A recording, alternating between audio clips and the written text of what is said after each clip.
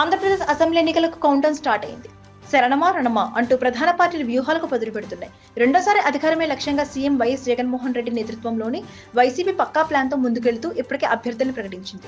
ఇక ఎలాగైనా సరే ఈసారి అధికారాన్ని దక్కించుకోవాలని ప్రయత్నిస్తున్న టీడీపీ, జనసేన, బీజేపీ సరికొత్త జోష్తో తాము సిద్ధమంటూ కథంరంగంలోకి అడుగేశాయి. ఇప్పటికే టీడీపీ, జనసేన చాలా చోట్ల అభ్యర్థులను ప్రకటించాయి. ఇంకా కొన్ని స్థానాల్లో అభ్యర్థులను ప్రకటించేందుకు సిద్ధమవుతున్నాయి. బీజేపీ కూడా త్వరలోనే అభ్యర్థుల జాబితాను విడుదల చేయనుంది. అటు వైసీపీ, ఇటు టీడీపీ, జనసేన, బీజేపీ కూటమి ఎన్నికల సంగ్రామంలో స్పీడ్ని పెంచాయి. ఇదే సమయంలో కాంగ్రెస్ పార్టీ కూడా ఆంధ్రప్రదేశ్ పై ఫుల్ ఫోకస్ పెట్టింది.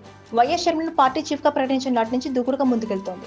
ఇప్పటికే తెలంగాణ ఎన్నికల్లో అమలు చేసిన కాంగ్రెస్ మేనిఫెస్టో మాదిరిగా అటు ఆంధ్రప్రదేశ్ లోనూ కాంగ్రెస్ పక్కా హామీలంటూ ఇటీవల విడుదల చేసింది. తాము ఎన్నికల్లో గెలిస్తే పక్కాగా అమలు చేస్తామంటూ ఖర్గే సైతం ప్రకటించారు. అంతేకాకుండా ఇటీవల వైజాగ్ లో నిర్వహించిన కాంగ్రెస్ బహిరంగ సభకు తెలంగాణ సీఎం రేవంత్ రెడ్డి కూడా హాజరై పార్టీ శ్రేణుల్లో ఉత్సాహం నింపారు. వైఎస్ షర్మిల ఎప్పటికైనా సీఎం అవుతారని చెప్పిన రేవంత్ రెడ్డి తనకు అండగా ఉంటారంటూ ప్రకటించారు. ఇదంతా బాగానే ఉన్నప్పటికీ ఏపీ రాజకీయాల్లో కాంగ్రెస్ పార్టీ పుంజుకుంటుందా అనే సందేహాల నడుమ షర్మిల కూడా తన పదులైన మాటలతో అటు అన్న వైఎస్ ప్రభుత్వాన్ని, ఇటు విపక్ష పార్టీలపై మాటల తూటాలు పేలుస్తున్నారు. ఈ క్రమంలోనే కాంగ్రెస్ పార్టీ అభ్యర్థుల జాబితాను విడుదల చేసేందుకు సిద్ధమైంది. ఈ నెల 25వ తేదీన కాంగ్రెస్ పార్టీ మొదటి లిస్టు ప్రకటించే అవకాశం ఉన్నట్లు ఆ పార్టీ శ్రేణులు పేర్కొంటున్నాయి. అయితే షర్మిల పోటీపై పార్టీలు చర్చాంశనీయంగా మారింది. మొదట వైఎస్ షర్మిల పోటీలో ఉండరంటూ ప్రచారం జరిగినప్పటికీ ఆ తర్వాత పోటీలో ఉంటారంటూ క్లారిటీ వచ్చింది.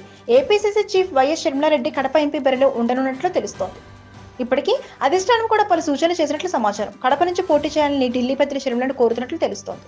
వైఎస్ వివేకామృతి జరిగిన తర్వాత పరిణామాలు, సునీత వైఎస్ షర్మిలకు సపోర్ట్ చేసిన నేపథ్యంలో షర్మిల కడప నుంచి పోటీ చేస్తే మంచి ఫలితం ఉంటుందని ఢిల్లీ పెద్దలు పేర్కొన్నట్లు సమాచారం.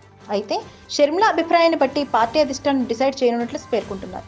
ఈ నెల 25వ తేదీన కాంగ్రెస్ పార్టీ మొదటి లిస్టు ప్రకటించే అవకాశం ఉండడంతో షర్మిల పోటీపై ఉత్కంఠ నెలకొంది.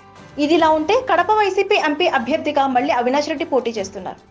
ఇక్కడ నుంచి వైఎస్ షర్మిల కూడా పోటీ చేస్తే సొంత కుటుంబంలో హోరాహోరీ పోరు తప్పదని తెలుస్తోంది. కాగా టీడీపీ కూడా ఇక్కడ కీలకమైన వ్యక్తికి సీటు కేటాయించాలని ప్రయత్నిస్తోంది. దీంతో ఈసారి కడపలో త్రిముఖ పోరు ఖాయమని పేర్కొంటున్నారు రాజకీయ విశ్లేషకులు. Please subscribe Pragna Media. Please like, share, subscribe to Pragna Media. Pragna Media, please do like, share and subscribe. Please subscribe to Pragna Media. Please like, share and comment if you like the video. Pragna Media.